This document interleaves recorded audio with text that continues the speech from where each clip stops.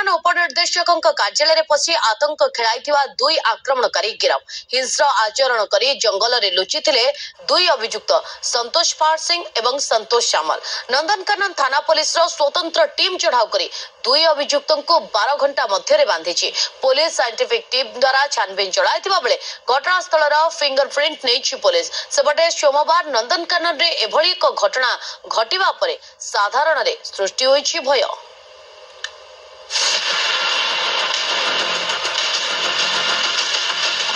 प्राणी उद्यान रे हिंस्र आचरण करिथिबा दुई आक्रमणकारी को बांधिला पुलिस।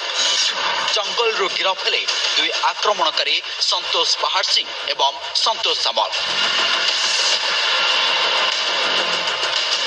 सोमवार संध्यारे दुई अभियुक्त उपनिर्देशक कार्यालय पशि खेलाई आतंक। देखंतु एही सीसीटीवी विजुअल को हाथ में धारुआ खंडा धरी जिनपतर भंगारुजा कर खंडा उठाई दुई एसीएम को हाणिबा उद्यम करुछंती।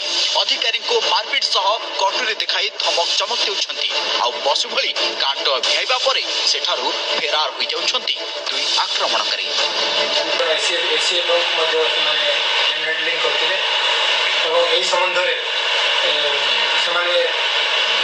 थाना गोटे केस देते केस दायर करागला आम दुई जन अभियुक्त को आज गिरफ कर समस्त प्रकार इन्वेस्टिगेशन पारफरमिया कंप्लीट होगा। नंदनकानन रे आतंक खेलाई दुई अभियुक्त बारंग मधुबन गाँव दुई पेशादार अपराधी संतोष अरब खोबाना रे विभिन्न थाना रे एकाधिक मामला अछि। गतकालीर घटना पर दुई अभियुक्त जंगल भितर लुचि जाइथिले।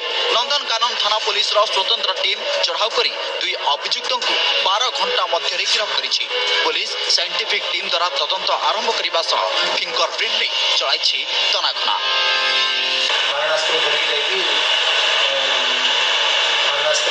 जो कंप्यूटर लैपटॉप ये सब को नष्ट कर